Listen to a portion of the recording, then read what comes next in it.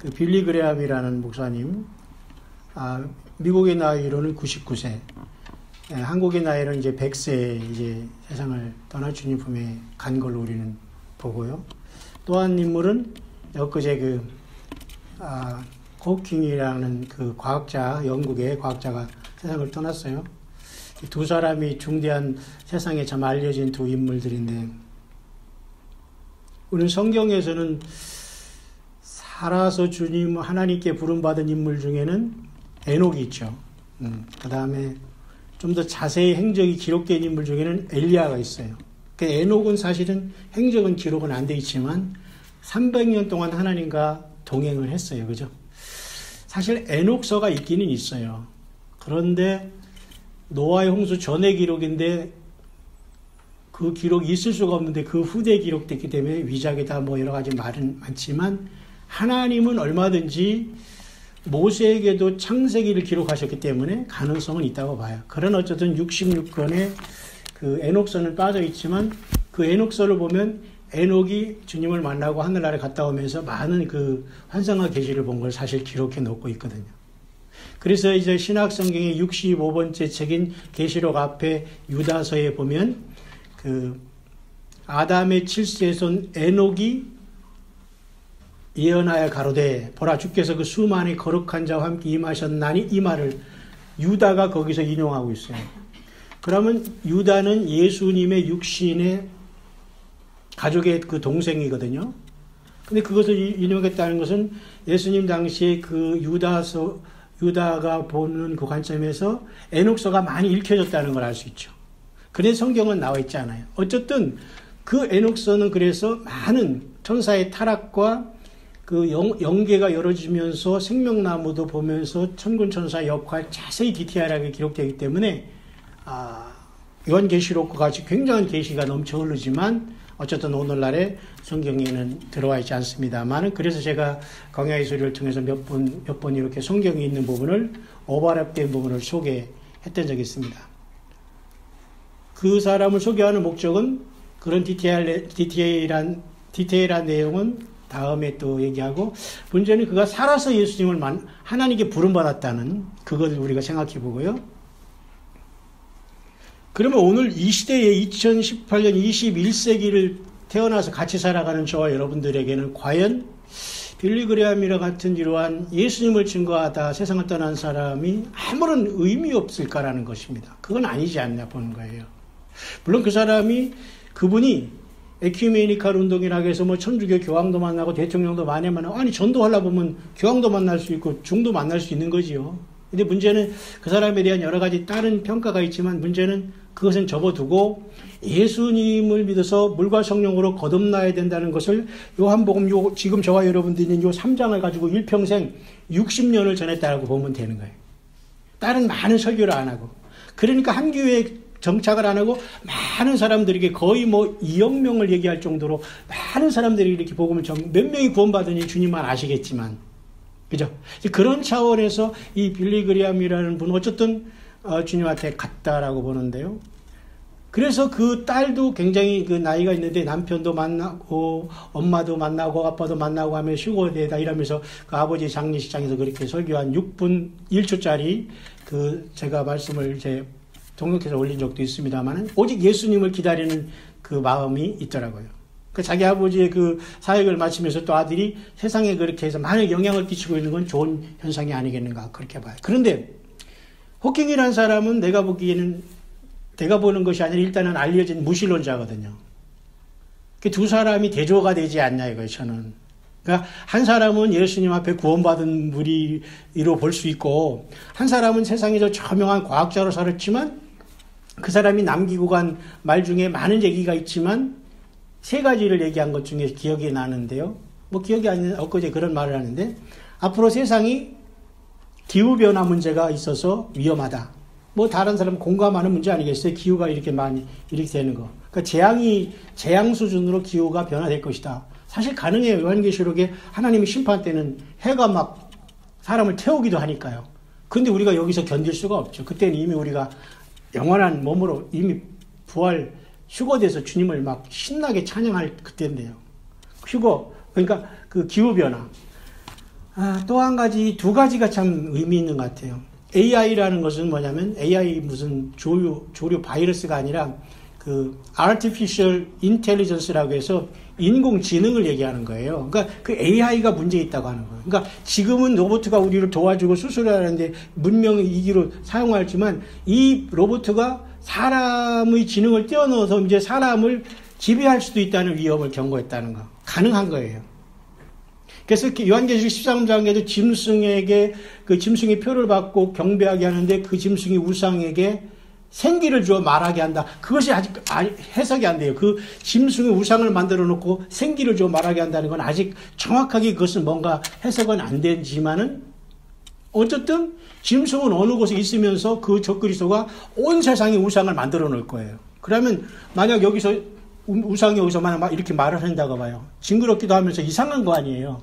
어떤 초자연적으로 말한다면 더 사람들이 다 경배할 수 있는 상황이 빠질 수 있다는 거예요. 사탄마귀가 그 권세를 주니까.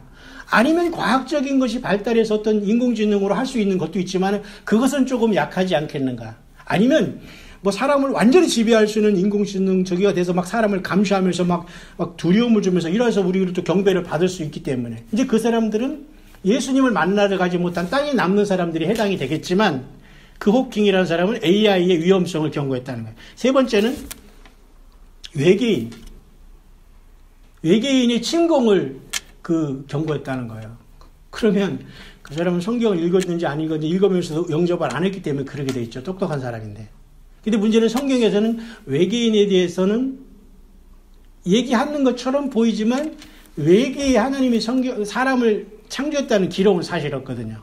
그래서 결국은 외계인으로 가장한 타락한 하나님의 아들로서 인간에게 이렇게 들어와서 과거의 네피림으로서 그저 고대 용사나 거인들을 만들어내서 하나님의 세계를 오염시켜서 노아 홍수를 촉발하게 한 그 타락한 천사들이 지금은 외계인을 가장해서 얼마든지 하얗게 이 땅을 뒤덮으면서 내려올 수도 있다는 거예요. 그러니까 지구의 문제를 해결해 주시기 위해서. 그러니까 마치 주기 위해서. 마치 그러니까 우리가 공상과학 같은 상황이 현실화될 수 있다는 것입니다. 저는 그렇게 생각합니다. 그러면 세상 사람들은 외계인의 침공을 대비하라. 이거 뭐 어떻게 대비하라는 거예요? 그 답이 사실 없거든요. 그래서 이 사람은 다른 혹성의 사람이 이주할 것을 계획하라.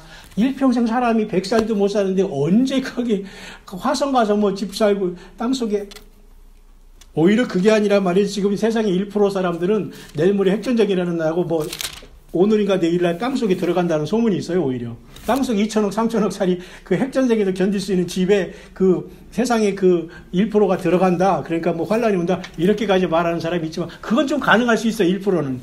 그런데 75기 인구가 언제 그 말이 언제 현실화될지는 모르지만 이제 그렇게 하고 세상을 떠났어요. 그럼 예수님을 믿는 저와 여러분들의 입장에서는 한 사람은 그렇게 떠나서 예수님이 다시 온다, 휴거다 이런 것을 딸이 계속 증거하면서 세상에 주님의 품에 안겠다면 한 사람은 막연한 우주 공간으로 꺼져갔거든요. 그러면서 이 땅에 남을 사람들이 모습만 얘기한 거예요. 기후변화, 땅에 남은 사람들이 당할 고통이잖아요. AI 문제, 예수님 못 만나라고 땅에서 과학 물질 문명 우상 숭배하는 사람들이 예수님을 여러분처럼 경배해서 물과 성령으로 거듭나지 못한 그 불쌍한 영혼들이 남아서 당할 사람들이 AI가 아니겠는가. 외계인 마찬가지라는 거예요. 그러니까 두 개가 갈라졌다. 저는 그렇게 보이네요. 예, 신기하죠. 신기할 것도 없어요. 우리가 그렇게 보여야 된다는 겁니다. 그래서 우리는 이런 중대한 시절에 우리는 이제 살고 있는데 오늘 잠깐 여러분과 같이 이제 이 본문의 말씀을 통해서 그러면 우리가 어떻게 그 예수님을 만나야 되느냐. 핵심은 여기 지금 요한복음 3장 16절에 많은 성경의 핵심이 있지만은 오늘 하나님이 세상을 이처럼 사랑하사 독생자를 주셨다는 이 사건 그리고 이는 그를 믿는 자마다 멸망치 않고 영생을 얻게 하려 하심이라. 이게 믿어지기 때문에 여러분이 여기 나온 거예요. 그 하나님은 그러니까 여기서 말하는 하나님 아버지는 구약에 나와 있는 여호와 하나님이라고 우리가 봐도 돼요. 왜냐하면 하나님이 이게 구속자적으로 이렇게 보면은 성부, 성자, 성령으로 역사하시거든요. 근데 우리가 주님을 만나면 예수님은 아버지와 나는 하나라고 했기 때문에 그분들은 영원히 한 분이셔요. 그런데 구속자적으로 이렇게 우리를 구원하는 장면을 보면은 성부 하나님께서 먼저 이렇게 스스로 있는 하나님으로 이렇게 영원히 나타나시다가 말씀 하나님이 인간으로 내려오시고 또 성령 하나님이 내려오시면서 결국은 다시 영혼으로 돌아가요. 우리를 안고 올라가시는 거란 말입니다. 그런데 오늘 이 요한 복음 3장 16절에도 일단 하나님 아버지가 일단 우리를 사랑하는 거예요. 죄인을 우리를 일단 사랑했다는 거예요. 에덴 동산에서 떨어져가는 우리를 어떻게 사랑했느냐? 독생한 아들 하나 있는데 사람으로 보내는 거예요. 천사를 보낸 것도 아니고 독생하는 아들이 막 구름 타고 오고 막 천사들 대동하고 오면 누가 그 앞에서 살아날 자가 있겠어요? 다 죽는 거예요. 천사 하나가 나타나도 막 엎드려지고 그러는데 그러니까 하나님이 인간으로 아들을 보내신 게 그 사랑이다라고 여기서 고백하고 있고 그 목적은 멸망하지 않는다는 거예요. 그러니까 여러분 앞으로 어떠한 세상이 펼치더라도 여러분은 망하지 않는다. 망한다는 건 쉽게 말해서 없어진다는 거예요. 무슨 말인가 하죠? 그러니까 우리는 주님처럼 부활해서 비로소 그때부터 사는 거예요. 지금 여러분 살아가는 인생은 그 주님을 만나서 영생 복락을 누릴 수 있는 준비 기간이라고 우리 인생을 봐야 돼요. 근데 예수님을 모르는 사람들은 이 인생 전체를 소진하면서 나다 하다가 준비를 못한. 그러니까 정말 우리가 누릴 생은 예수님이 오신 다음 그때부터 시작인 거예요. 그러니까 우리가 지금 세상에서 자녀 낳고 살아가는 이 모든 것은 사실은 어쩌면 우리 십자가일 수 있어요. 너희 십자가를 지고 주님을 따라오라고 했잖아요. 그러니까 예수님의 십자가를 지는 것은 뭐죠? 예수님을 믿는 게 예수님의 십자가를 지는 거예요. 예수님의 십자가는 아무도 질 수 없어요. 주님만이 할 수 있잖아요. 그래서 예수님을 믿음으로부터 당하는 고통, 예수님과 바꾸지 않겠다는 그게 자기 십자가예요. 다른 문제가 아니라 예수님을 믿으면서 당하는 고통을 내가 달게 지고 갈 수 있느냐. 그게 직장과 사업과 자녀 모든 문제를 포함해서 예수님을 믿으면서 이 문제도 안 풀어주고 어려움이 있지만은 나는 그래도 예수님을 믿으면서 이걸 짊어지고 해결해 주실 때까지 어쨌든 주님을 따라가는 게 내 십자가를 지고 오라는 거거든요. 그죠? 그러니까 우리에게 주신 십자가는 우리가 팽개치면 안 되는 거예요. 일단 믿음 안에서. 자, 그러면 그렇게 인내를 하다 보면 주님께서 우리를 결국은 멸망이라는 말은 참 이게 무서운 말이거든요. 그냥 없어진다는 거잖아요. 근데 예수님을 영접하고 그 아들을 믿는 사람, 오직 믿음이에요. 여러분, 믿음은 3차원이 아닌 것 같아요. 4차원이라도 말할 수 없는 것이고 이 믿음이라는 것으로 연계가 열어지는 것 같아요. 무슨 말인가 하죠? 신비로운 거예요. 그러니까 예수님을 내가 믿는다는 이 고백은 단순한 입에서 마음에서 나오지만 연계가 확 열어져가지고 내 신분이 완전히 나를 바꿔놓는 게 이 믿음이라는 거예요. 신기한 거니까 믿음이라는 것은. 믿음은 그냥 구원받는다고 했잖아요. 믿음은 멸망치 않는다고. 누구를? 예수님을. 그러니까 앞으로 우리 앞에 어떤 상황이 펼치고 어디를 가더라도 예수님을 주로 시인하면 우리는 세 가지는 피할 수 있지 않겠느냐.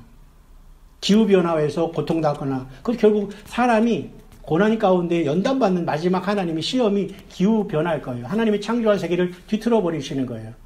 육신을 가진 상태에서 뒤틀어 버리니까 얼마나 힘들겠냔 말이에요. 변화받은 우리가 올라가지만. 또 AI 같은 것이 나타나서 인간이 그럼 하나님을 떠난 바벨탑의 문명으로서 최고의 과학기술로 만드는 것이 사람을 속박하는 노예화되는 것으로 돌아온다는 것에도 우리가 또 떠나가는 것이고. 그렇죠? 외계인이라는 걸 가정에서 이런 타락한 천사들이 하얗게 들어와서 우리를 붙잡고 같이 지옥 가자고 할 때 우리도 거기 떠나가는 것이 얼마나 여러분 신나는 일입니까? 그러니까 예수님을 시인하시기 되시길 주의 이름으로 축원합니다. 오늘 후반절의 결론은 뭐냐면 악을 행하는 자마다 빛을 미워하여 빛을 오지 아니한다. 이는 행위가 드러날까 하며. 여러분 예배하면서 찬양하고 교회 와서 지금 하는 건 결코 예수님을 모르는 사람은 여기 나올 수 없어요. 왜냐? 주님의 빛이 그 사람을 견디지 못하게 하는 거예요. 여러분이 여기 나왔다는 것은 주님 안에 여러분들이 내가 죄인임을 고백하고 주님의 성령이 내 안에 있어 나는 구원받고 예수님의 생명책에 우리 이름이 있다는 거 여러분 믿으시길 바랍니다. 네. 교회에 나와서 지금 찬송하고 예배하는 것은 결코 이것은 쉬운 일이 아니에요. 왜? 주의 생명이 비치기 때문에 내가 죄인임을 인정 못하면 여기 앉을 수 없어요. 그 죄인을 예수님께서 나를 위해서 구원했다는 이 사실을 모르면 나는 앉아있을 수 없다니까요. 그러니까 여러분들이 교회에 나와 오히려 교회 가기 싫다. 예수님 안 믿고 싶고 말씀이 안 들어온다면 그게 위기예요. 오늘 그 후반전은 그렇게 결론을 맺을 수 있는 겁니다. 진리를 따르는 자는 빛으로 오나니 빛은 곧 예수님께 오는 거 아니겠어요? 그러니까 예수님 믿는다는 것은 주님을 나타내는 것이 예배 생활이고 찬양 생활이고 모임이잖아요. 그렇죠?